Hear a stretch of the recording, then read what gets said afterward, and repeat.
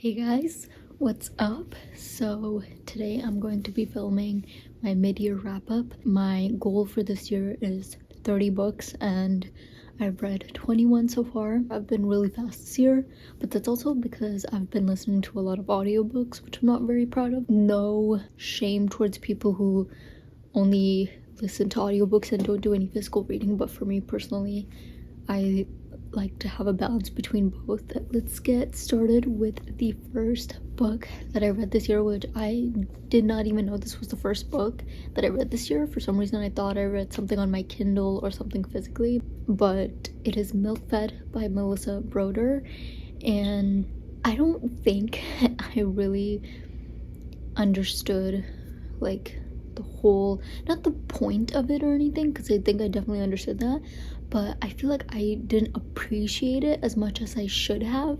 I feel like it was almost a mistake on my part, just because it is a very, what's the word, like a gritty book, and I've never ever read anything like this before. I appreciate that a book like this was even written in the first place. It's just so, it's really interesting. Basically it's about this girl who is addicted to counting her calories. She kind of obsesses over like what food she eats and stuff because of the calorie count, and she also works like at a talent agency in Los Angeles, which probably affects the way that she sees herself in some sort of way. It's also because as she was growing up, her mother kind of forced her to always be super attentive to how many calories she's been digesting, so she kind of grew up with that sort of mindset to pay attention to her calories really closely. Then one day, like, she goes to her therapist and her therapist is like, maybe you should take a step back from talking to your mother and almost have like a detox in a way, because maybe her involvement in your health like lifestyle is a little bit toxic, so you should maybe like take a step back and see, you know, if any changes are made that way. She's basically reconsidering how toxic her eating habits were and trying to change that. But it also discusses a lot more than just food intake and calorie intake. It discusses more about hunger and sexual desire even. She was also like Jewish, and so it even talks a little bit about spirituality. It's written in a very comedic way. It's very like, I don't want to use the word raunchy because I don't think raunchy is the right word, but something's in that vein, something similar to that. I rated this 3 out of 5 stars, but like looking back, I think even a 3 out of 5 or a 3.5 would have been okay for this book, like just as a personal rating, but apparently I gave it a 3. I think I really want to reread this book physically and see if that changes the rating, because I feel like it definitely would. It almost makes me feel like something is wrong with me, because I follow a few male booktubers and they've read this book and even they have given it a higher rating than I have, and that almost makes me feel like something is wrong with me. Like maybe I didn't like understand it as much as I should have, and maybe that's also because I listened to it, so I really want to. The narrator was great, but I really want to reread this physically and see if that changes my rating. But yeah, very interesting book. I highly recommend it. So the second book I also listened to, this is Everyone in This Room Will Someday Be Dead by Emily Austen. By the way, I'm looking over here because I have my Goodreads account pulled up, which I'll link down below. So it has like all my ratings and things like that, so I need to look at it in order to see what I read. But this book is about a girl named Gilda, and she's like a 20-something-year-old, and she is obsessed with thinking about death, and she wants to kind of relieve herself of always thinking about death, because it's not a very light topic to always have on your mind. So she responds to this advertisement that she sees about free therapy at a local church, and then she goes to the church and she's greeted by this man. His name is Father Jeff, and he assumes that she's there for a job interview, and she doesn't really say no, and she just kind of goes with it. So Father Jeff hires her to replace a receptionist at the church that recently passed away named Grace. The only thing is with Gilda is that she is a lesbian, so she kind of has to hide the fact that she's not straight, that she's not even Catholic. She gets an email from one of Grace's old friends, who's like this old lady, and this lady has been trying to reach Grace, who was again the previous receptionist that passed away, through like the church inbox, but she hasn't been able to reach her because obviously Grace is not alive anymore. But Gilda pretends to be Grace and replies to this old lady and impersonates Grace, and it's basically this relationship that is going back and forth between this old woman and Grace. But then the authorities kind of get involved because they find out that there's been some suspicious circumstances around Grace's death, and so it's just a little bit of a it's kind of a messy story, but it's very entertaining to read. I would recommend this book, and I gave it a 3 out of 5 stars. But I think one thing that Emily Austen did really great is kind of emphasize and describe what it feels like to be alone and what it feels like to care for other people more than you care about yourself, because that's kind of who Gilda is, and it's really interesting how real she made that feel. I always think it's so great when authors can really bring this like tangible effect to a feeling. I think that's one of the best things an author can do. So I really applaud Emily Austen on how she like describes what it feels like to be a lonely person. I think it's just phenomenal. This is another book that I think I would really like a lot better if I read it physically. Okay, the next book that I read was My Favorite Half Night Stand by Christina Lauren, which is an author duo. Christina Lauren is not one author, it's 2, but this is actually the first book that I read by them. They're very popular in like the rom-com genre. This I've heard is one of the better ones that they've written, and it was actually pretty good. I rated it again 3 out of 5 stars. Very average rom-com for me, but I still thought it was better than I imagined. It is about Millie, who has a group of like guy best friends. She's single, and there's like a black tie like formal event coming up, and her guy friends are like talking about how she doesn't have a date and stuff, and then her guy friends are like, hey, maybe you should join a dating app and maybe you can find someone to bring to this event. But then before the event, a few days before the event, I don't really remember, she ends up sleeping with one of her guy best friends, Reed, and they kind of it's like a one night stand, but then they end up like a pact, and they're like, we just shouldn't talk about it again, like it would be better if we were just friends, right?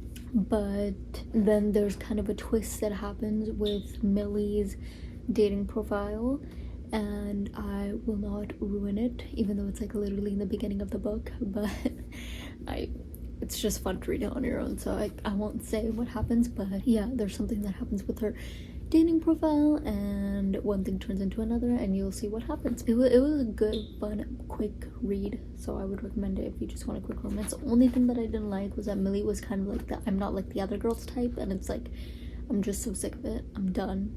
It's been overdone. It's just stop. So yeah, but still recommend for the romance effect.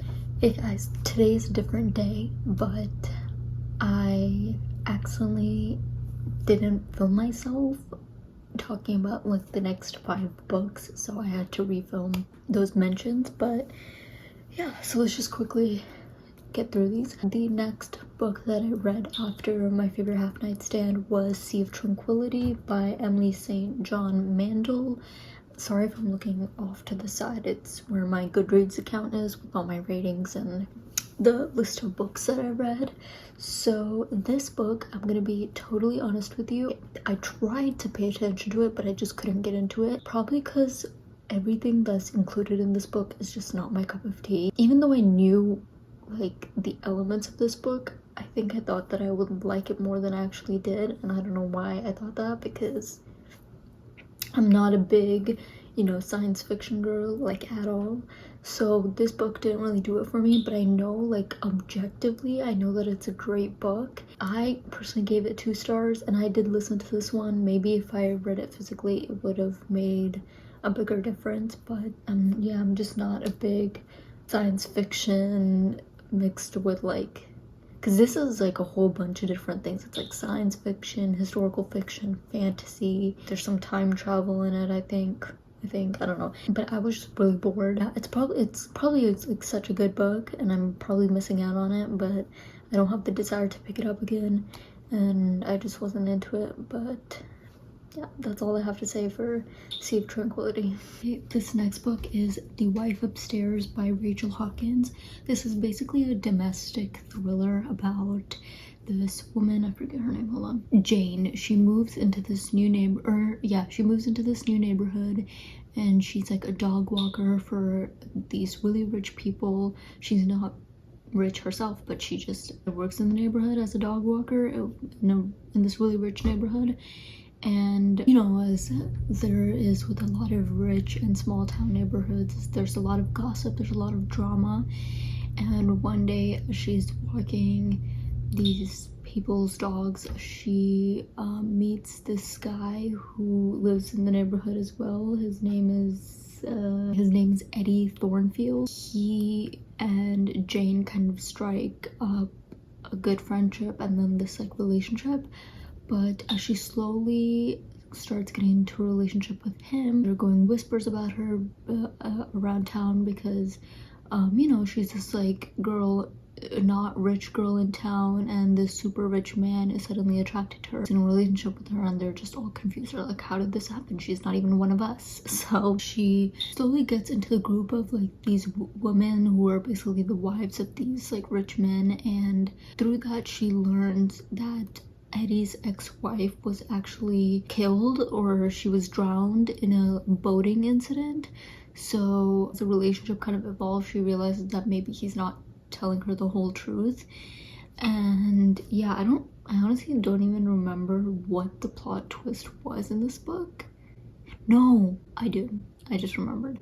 I do remember what the plot twist was, but I gave it 2 out of 5 stars. I wasn't really into it. I'm really picky with my thrillers. It has to have kind of a mind-blowing, it has to have a mind-blowing plot twist for me.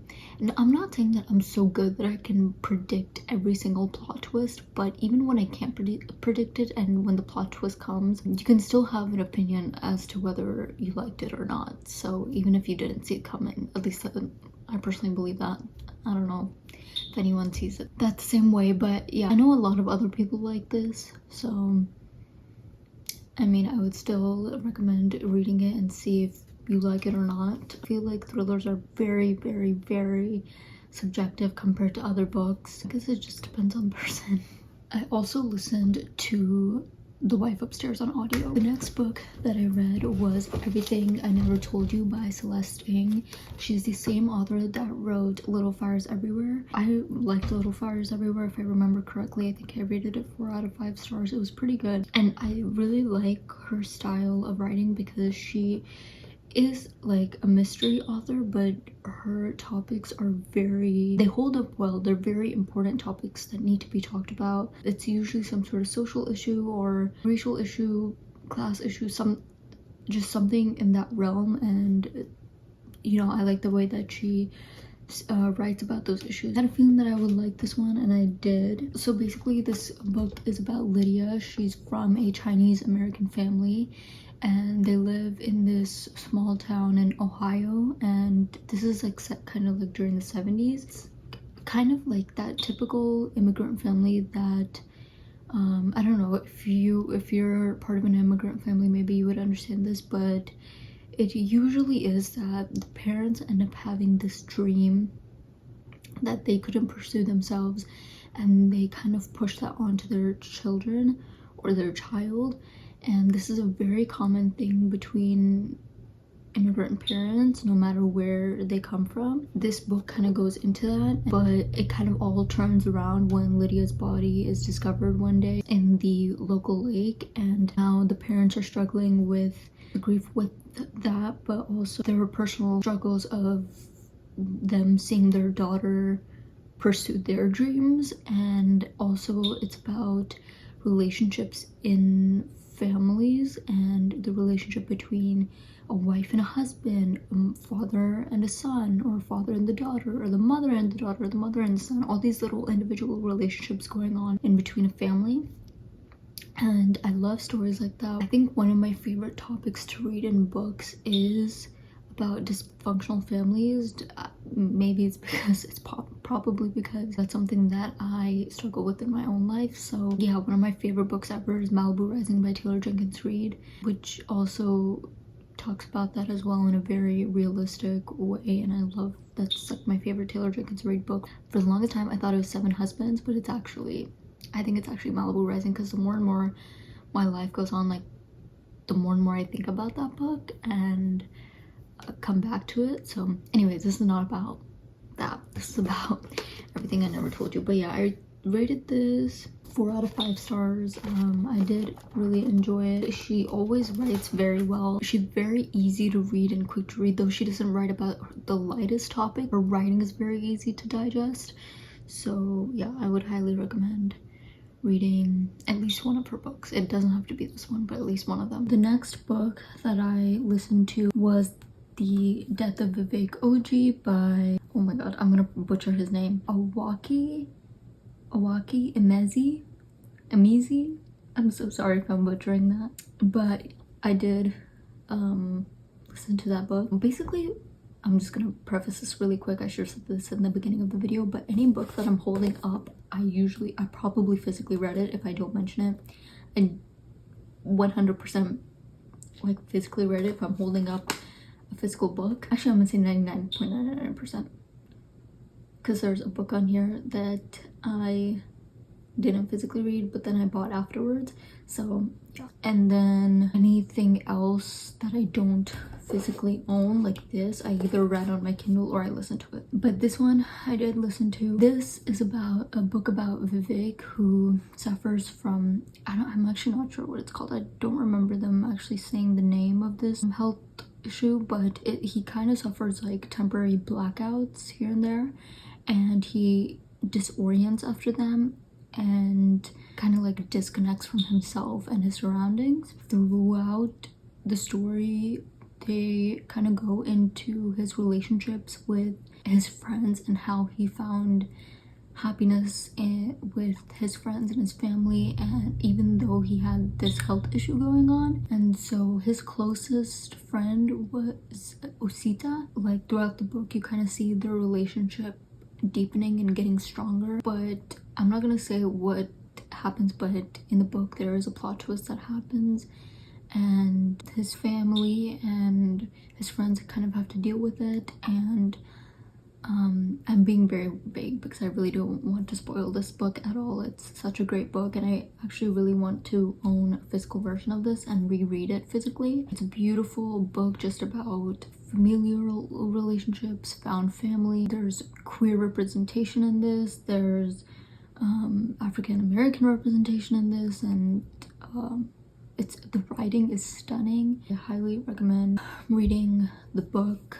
I rated this 4 out of 5 stars. The next book that I listened to was Man's Search for Meaning by Viktor E. Frankl. So this is a memoir about Viktor E. Frankl. So he's a psychiatrist, but he was in the concentration camps during the Holocaust, and it is his experience with that, his views on suffering in general, because since he's a psychiatrist, he really goes into the psychology of what it was like being in those concentration camps.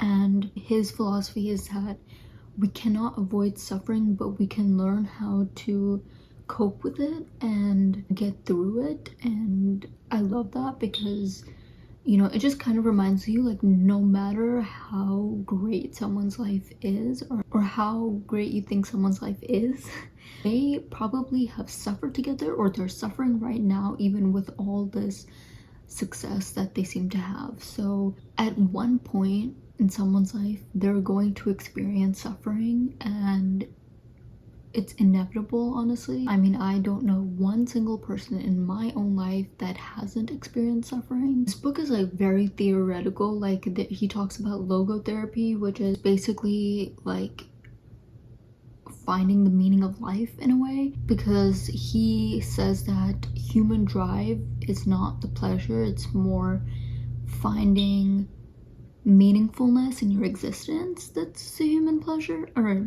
yeah, that is where the pleasure comes from. So I think that's a really interesting take. But again, it also includes his experiences from surviving the Nazi death camps and getting out of it, and then this beautiful book came about. So I really like this book because it's very educational. I did not give this a rating because it feels very wrong to give this a rating, but I think it is a very important read, and I think that everyone should read it. I really want to read The Escape Artist now. That book seems phenomenal. I'm so dumb because I actually saw this book when I was out shopping at Costco, and for some reason I thought the book was something else. This happens to me so much.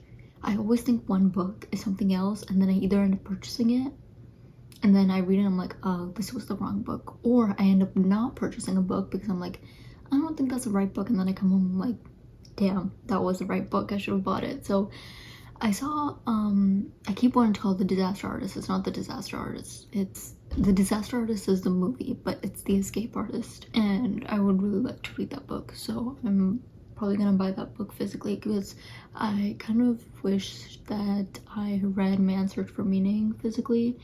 I honestly might end up buying it just because it was such an interesting book and I would love to have it in my collection. The next book that I listened to, I know a lot of audiobooks, I already told you guys, I listened to so many audiobooks in the beginning of this year.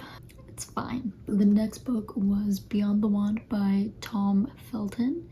I was almost about to say Tom Holland. There's so many Toms in Hollywood that I just get them all mixed up. But Tom Felton, as in Malfoy from Harry Potter. Yeah, this is basically a memoir about his life. That's all you really need to know. He's been through a lot in his life, more than I even thought. He talks about his friendships on and off screen and his experience in Hollywood. Again, his experience with fame. He also had a horrible drug addiction and alcohol addiction. He also talks about his life currently, which is really nice. I followed him on Instagram for a really long time, so I kind of knew a little bit about his life. I was really excited to see him when I was a big fan of The Flash on the CW.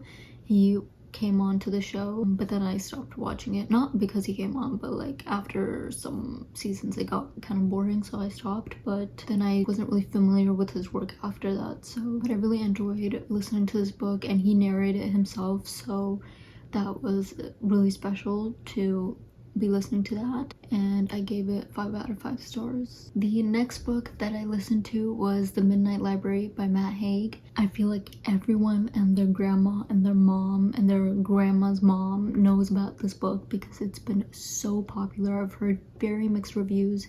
I personally really liked it. I think if I were to write a book, it would be something like this. Like, not that I have any desire of being an author. I mean, never say never, but I really don't. But if I were to write a book, I feel like it would be something like this, like something like thought-provoking like this, because I think the premise of the story is so interesting. I love it. It's basically about this fantastical library that has millions and millions of books. The protagonist of this book enters the library. Her name is Nora, and she kind of has to decide what book to be in because each book, it has a different life path, a different reality, so she has to choose what reality she wants. It really makes you think, like, what in life is most important to you and what would you sacrifice, because not every book is going to be perfect. Not every book has just like a perfectly like written story and like a perfect life. Like, every book has a down, every book has an up, and so does every life, and so does everyone's life. It really makes you think about what is important to you in life. It's a beautiful, I think this was my first like magical realism book. I've read a lot of like fantasy, but like I've read a lot of books with magic in it, but magic like is the whole story, you know. It's like a big character in the story, whereas this is like more than just the magic. It has that reality in it as well, which is why it's called magical realism. Anyways, I give this 4 out of 5 stars just because the pacing was a little too slow for me. I'm not gonna lie, I was listening to this in audio and I still thought it was slow. Usually I don't really pay attention to the pacing when I listen on audio, just because everything kind of just feels the same to me when I listen to books, but for this one I could tell especially that it was quite slow. And then the next book that I read was, I think this is like one of my top favorites of the whole year. I haven't even read the rest of the books that I'm gonna read for the year, obviously, because it's only the 6th month of the year. I already know that this is like one of my top favorites. It's I'm Glad My Mom Died by Jennette McCurdy. I know, again, this is another book that everyone has been talking about and so rightly deserved. It is such a great book. This I listened to and it was narrated by Jennette McCurdy, and I love when books like when memoirs especially are narrated by the people that wrote it, because they know perfectly well how to read their own book, because they're the ones that wrote it, so they know what parts of the book to emphasize, what parts of the book to say comedically in a comedic tone. Just they know the whole tone of each and every part of the story, and I love that. If you don't know, this book's about Jennette McCurdy. She was on iCarly. She was Sam. I didn't watch iCarly, so I think that's her name, Sam. She basically writes about her experience on the show, but it's called I'm Glad My Mom Died because her mom was very abusive towards her growing up, and she may not have realized it at the time, but as she grew up she realized how toxic her mother was to her, and it is written so well. I've never read a book that was written so honestly in my entire life.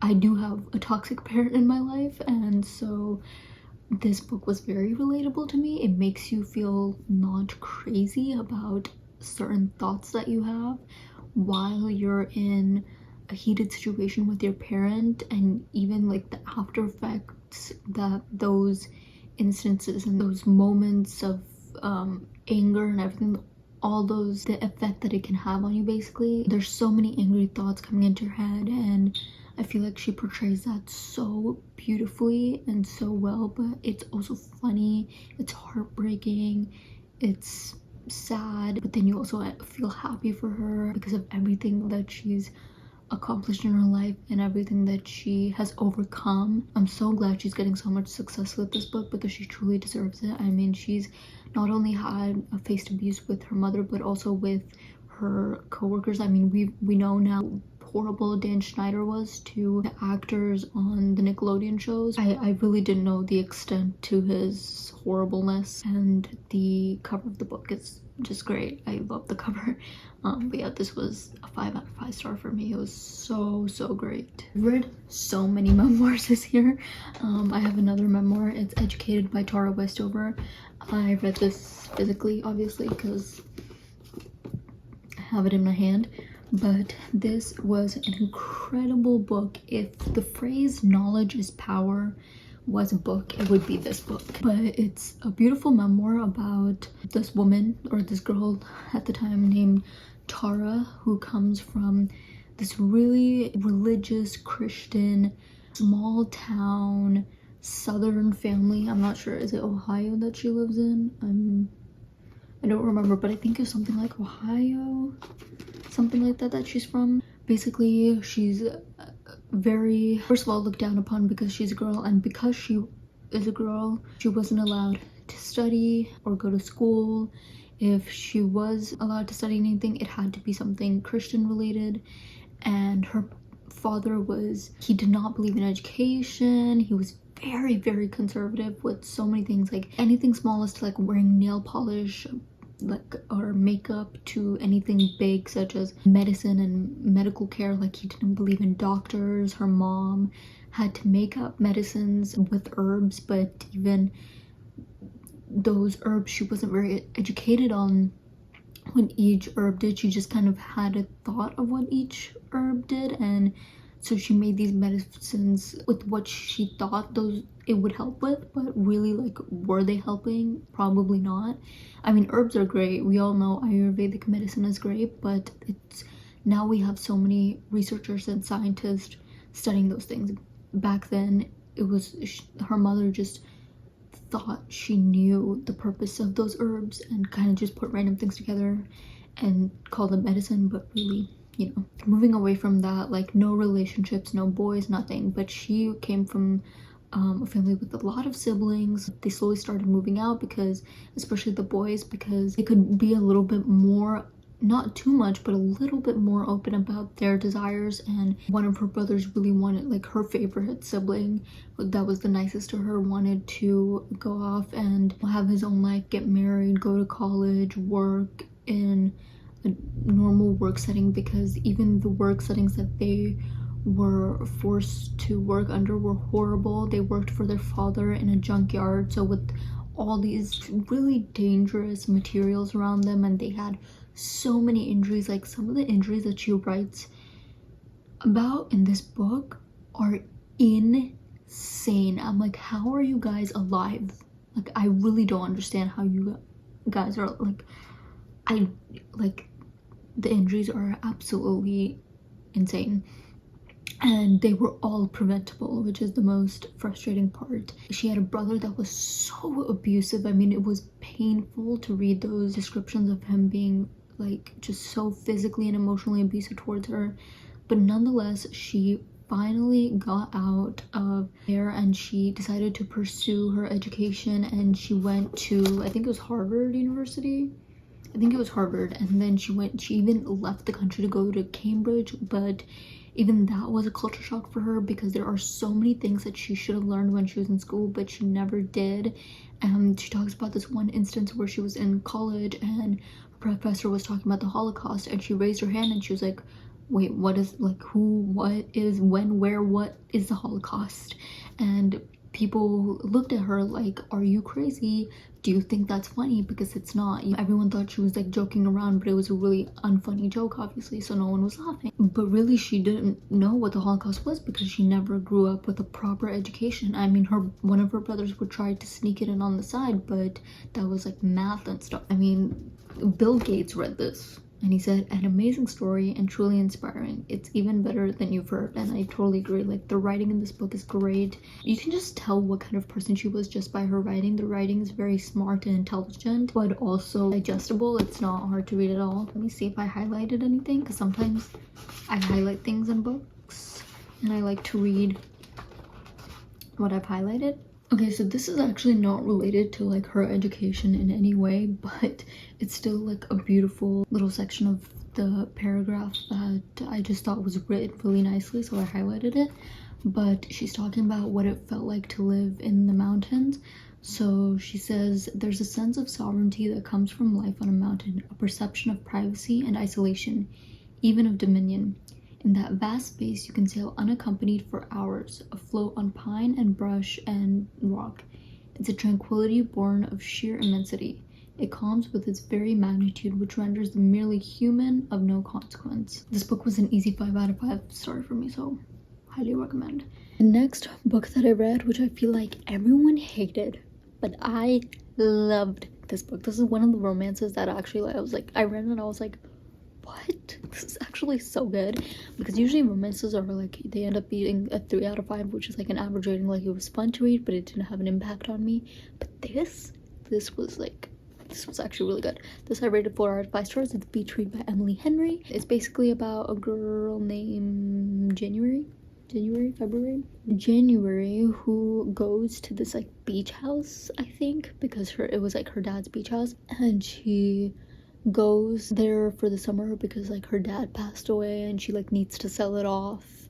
But then she meets her neighbor, whose name is Augustus. January and August. Isn't that funny? That I thought was a little cringy, but okay. And they basically strike a deal to switch, because they're both writers, but they're both having, like, a mental, like, or not mental, like, a writer's block on what their next book should be. So they switch genres, and he writes in like the romance genre, I think is what she writes, and she writes nonfiction or something. They kind of switch genres, and then there's like a whole romance that pops up, and I loved it because this book was so much more than just a romance, which a lot of people hated because it deals with a more like serious issue underneath, and people thought that was like too serious for a rom-com. And it's like, then what's the point?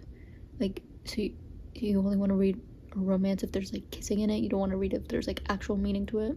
Okay, basically there's this whole section that I cannot find that August talks about his abusive father, and it was so good, but I cannot find it. I also really liked their banter. It wasn't cringy or anything. Alright, so this is the part when like Gus is talking about his dad, but it's like, I don't think it's a part that I listened to. I listened to this and then I bought it after, so I didn't physically read this. There's one part that I thought I would read because it still stands and it still means a lot to me, but the actual part that like I remember getting goosebumps over, I can't find. But Gus is talking about his dad. He says, so my dad was garbage, but my mom, she was amazing. And when I was a kid, I just thought like, okay, it's us against the world. We're stuck in this situation, but it's not forever. And I kept waiting for her to leave him. I thought we were waiting for the perfect time to leave, but she was never going to go. She never said she was. She could have taken us out of there, and she didn't. Then it goes on to explain like how hard it is to leave like a bad or abusive relationship, because people think it's so easy, but it's actually way harder than it looks. Even January, she had a good relationship with her dad, but then she finds out later on, which I don't know if I should say this, but basically she finds out that her dad cheated on her mom. She says this one thing about her dad after she finds out, and I thought it was really moving. She says, because her dad dies, which literally it's in the beginning of the book, but she says, I thought missing my dad would be the hardest thing I'd ever do, but the worst thing, the hardest thing had turned out to be being angry with someone you couldn't fight it out with. Someone you loved enough that you desperately wanted to push through the shit and find a way to make a new normal. I would never get a real explanation from my dad. Mom would never get an apology. We'd never be able to see things from his point of view, or actively choose not to. He was gone, and everything of him we'd planned to hold on to was obliterated. Guys, this is so random, but I've been really into F1, like racing. The only things that's been running through my mind ever since I've been watching F1 is all the random quotes that the drivers have said in their lifetime as an F1 racer, and I can't get them out of my head. It's so annoying. Anyways, the next book that I listened to was Matthew Perry's Friends, Lovers, and the Big Terrible Thing. It's basically his memoir, again, about his life as an actor, his time on Friends, again, his drug addiction as well, and alcohol addiction, and his relationships. Really, really eye-opening book, again, about what it's like being such a popular celebrity and the pressure that you have on you, but then also what happens after that all kind of dies down, like the people that you realize are there to be there for you, but then also the colleagues that are just not really interested in being friends with you. They just want to be friends with you because of who you are and because of your status. The only thing is, I did not give this a rating because I was like, it isn't good, and I did like it because he's so brutally honest. Again, him as well, he was a really, really good storyteller, and nothing was glorified, and he's really funny. But the only thing is, there were some situations in the way that he talked about women that were questionable, and I was like, sir, I don't know if you needed to put that in the book. That's the only thing that I was kind of annoyed about. I think some people are easily offended by the things that he said because he is so honest and he doesn't give a shit about what he says. But I also understand that there's like a limit to how honest you can be. It sucks, but there is. Gonna offend so many people by saying the wrong thing, and so I think you just have to be aware of what you say. And clearly he didn't really get the memo, but I would still recommend the book. The next book. Please, please, please, please do not read this book. Whatever you do and whatever people say, don't read this book. It is so bad. Actually, if you want to, you can. I'm not gonna tell you what to do, but it is so bad. It's A Thousand Boy Kisses by Tilly Cole. Oh my god, just remembering this book makes me want to jump out of the window that I have right here because it's just so bad. I read this book on my Kindle so long for literally what? I don't know. It's about a girl and this guy who are like best friends when they're little. He's like half American, half Norwegian, and she's like just white, I think. They become friends when they're really little, they're like best friends, but then they like date when they're in like middle school or something, and they're like in love. And the way that they're described is so cringy. He's very like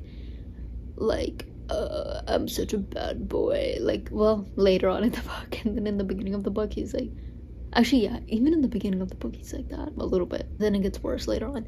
And then she's like, I'm not like other girls, you know, quirky and weird. Then he leaves, he like moves away, and at first they like keep in touch after he moves away, but then she just kind of stops communicating with him, and he's like, what is going on? And he returns back to the US, and he finds out why she stops communicating with him, which I'm not gonna go into, but you can probably guess. Honestly, he turns into like this bad boy because he like resents her because she stops talking to him, and he like resents his father because his father is the one that makes the whole family move away from the US, because basically his father's company, like his work gets shifted to Norway, so they have to move back to Norway, but then they move back to the US, and they live right next to each other, keep that in mind.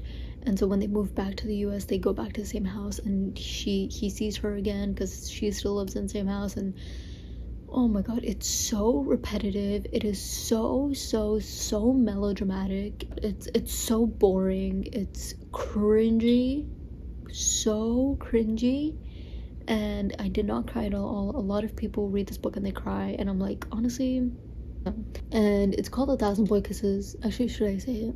No, you can read the, no, I don't want you to read the book though. It's basically like every time they kiss, she has to like write it on like a heart-shaped piece of paper and like write like the first kiss under the cherry blossom tree, and then she puts it in the jar, and she basically has to have like 1,000 boy kisses or something. I don't even freaking know. It's the dumbest book ever. I wish I never purchased it. I want to return it somehow, but it's on my Kindle. I mean, luckily I think it's only like $2, but still, so bad. I only read this book because so many people raved about it and said it was so good, and I was like, what? Like, one of the worst books I've ever read. Ever. The next book that I read was The Light We Carry by Michelle Obama. This is her second memoir. It is a great memoir. She's an amazing writer. She's so good at writing, but a little repetitive. If you've already read Becoming, it kind of has like half of the same stuff that is already in Becoming, and then some more new things. And she still has new things to share. You can still learn new things from her. She's a very smart woman. There's not a lot of knowledge to educate other people with. Does that make sense? And I don't regret reading it at all. I think everyone should still read this, but I did like Becoming more, and I would say read Becoming first, because Becoming is a little bit more chronological than this is, and which makes sense because it's like her first book and this is her second. If Becoming was like a 5, this would be like a 4.5 out of 5.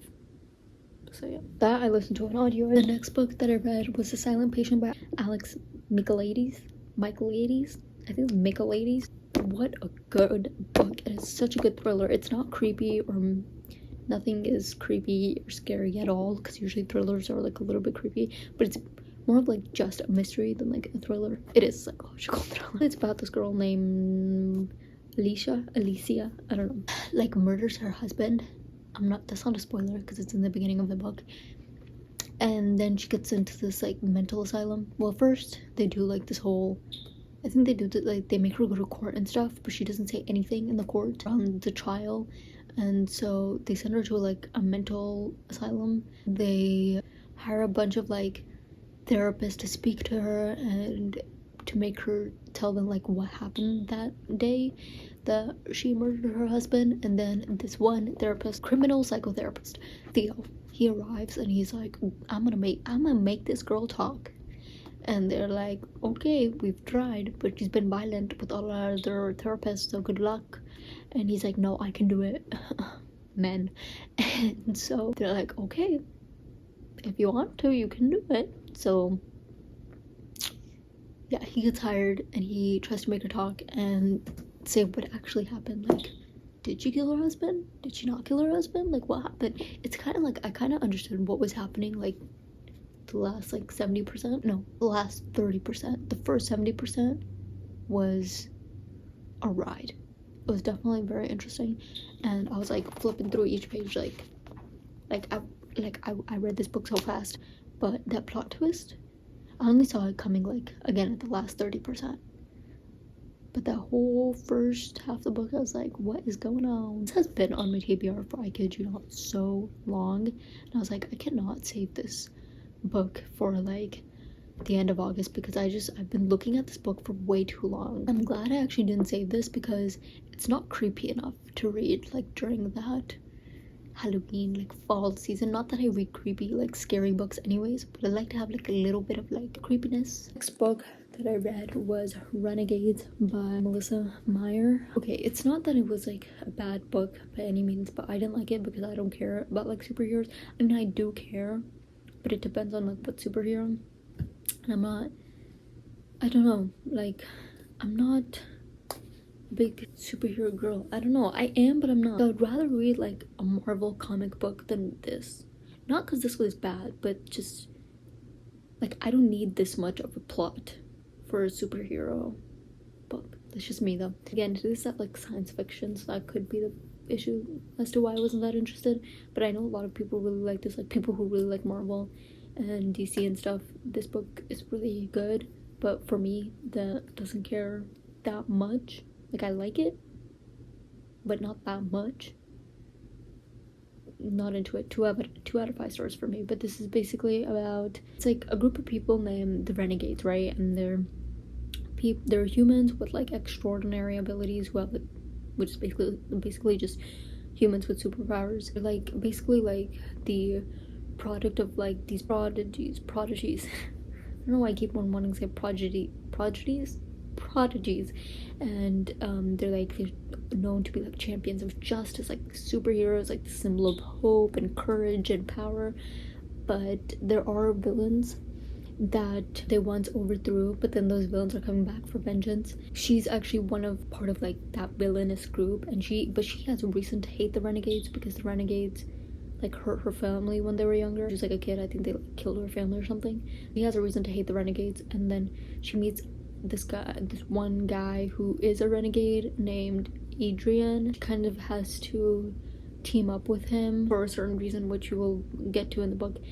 Friendship that strikes between these two characters, slash maybe romance. The whole like trilogy, I think, of this series, but this was enough for me. I'm not really into it, so I'm not gonna keep reading it. But I feel like superheroes, dystopia, science fiction, this is right on par for you, and I think it would be such a 5 out of 5 stars for people who are into that genre. Personally, I don't care. So next book is Falling for Temptation by MJ Hendricks. This is about a girl named Harley, right? Like Harley Davidson, because she's like a bad girl, and the guy, for some reason I think his name is Noah, but maybe it's not.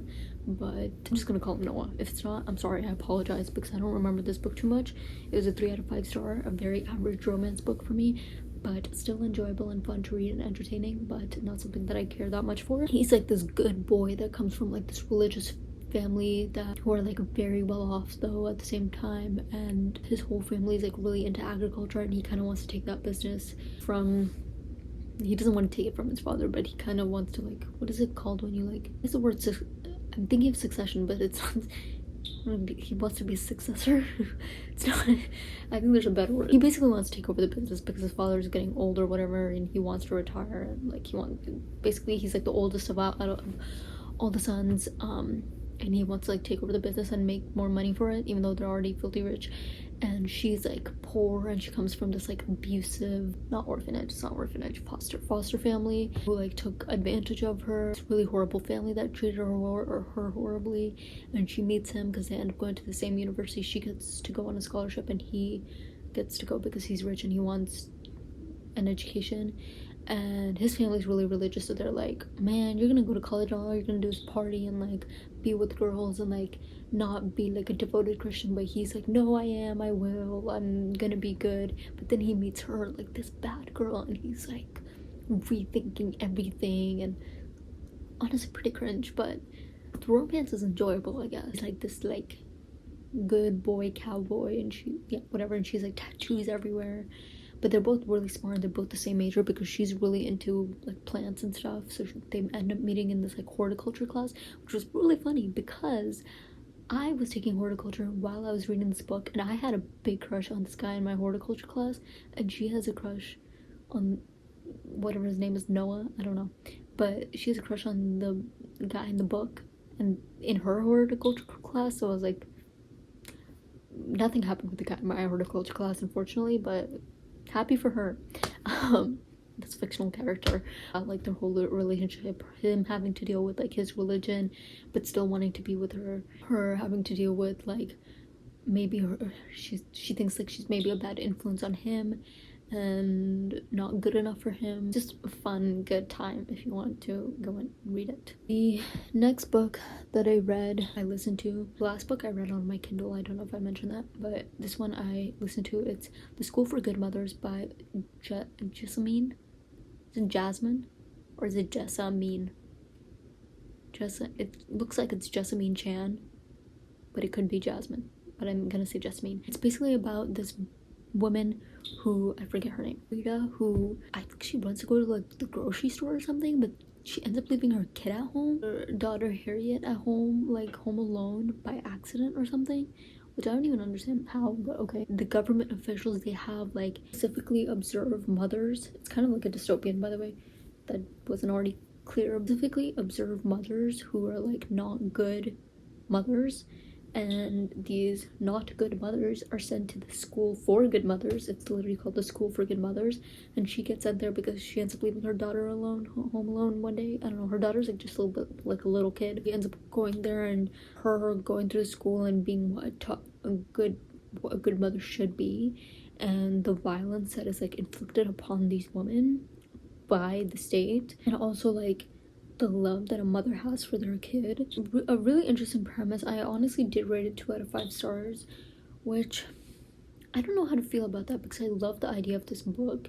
I think there's so much to say about the expectations of what being a mother is like, and like how so many people, especially men in the government, have so many opinions on what a good mother should be. Many criticisms on mothers, like fathers and husbands can do whatever they want, but there are all these criticisms on mothers specifically that there's like so much to be said on this topic. I don't think this book was that impactful for me. Even looking at like the ratings, there's so many mixed ratings. Like there's some people that have given it like 2 stars and they have very good criticisms on why this could have been better, but then there are other people that gave it 5 stars and they also have very good reasons as to why this is like a really good book that I still think about, to be honest, but I just don't know how to feel about it. And it feels odd rating it 2 out of 5 stars because I love the idea of this book so much, but like maybe the way that it was executed, not so much. Last book. This is the last book that I physically read, and let me tell you, I cannot wait to donate it. It is Leave the World Behind by Rumaan Alam. I've already talked about this in my vlog, but it's basically about a family, a mother, a father, a wife, husband, a woman, man, and 2 kids. A daughter and a son. They all go upstate. They live in New York, but they all go upstate because they want to escape the city life, and they have like a long weekend, and so they rent this like Airbnb type thing, this house, and they go upstate for a vacation. And then like a few days into their vacation, they get a knock on their door from this couple, and this couple is like, hey, there's been a blackout in the city and we didn't know where else to go, and we came here because this is actually our house and we're the one that let you rent it out. But the 2 people, Amanda and Clay, so Amanda and Clay, they're like, but how are we supposed to just believe you? Like, they don't actually say it, but that's what they're thinking the whole time. And so at first it kind of makes you believe that it's like some sort of thriller, some sort of mystery, some sort of violent act of violence is gonna happen between these people, but actually it's more about the title, which I should have, like, I don't know, even the title's kind of ambiguous because even reading the title, it's like, ooh, leave the world behind. Maybe it's like some sort of creepy mystery. No, it's quite, the answer to this book is quite here. It's quite literal. I know what this book is about, but I don't even want to go into it because then it will kind of give the book away. So Well, I just saw lightning again. These authors have great ideas, but sometimes their execution is like, man, I'm like, bro, you could have done so much, but you did so little. For all the books that I read up till June, I'm gonna do another book wrap up in December, so look out for that. Hopefully I read much better books. I think I will, because all of my physical like TBR is pretty good, and that's what I'm gonna be doing, is reading my physical TBR for the rest of the year. I'm looking forward to that. But yeah, thank you guys so much for watching. Sorry about the horrible lighting. I'm back in my room and I don't have a good background, and it's tough to film in here, so I'm sorry. Hope you enjoyed. If you read any of these books, or if you have any good book recommendations, let me know in the comments down below. I'm gonna go and study. Yeah, bye bye.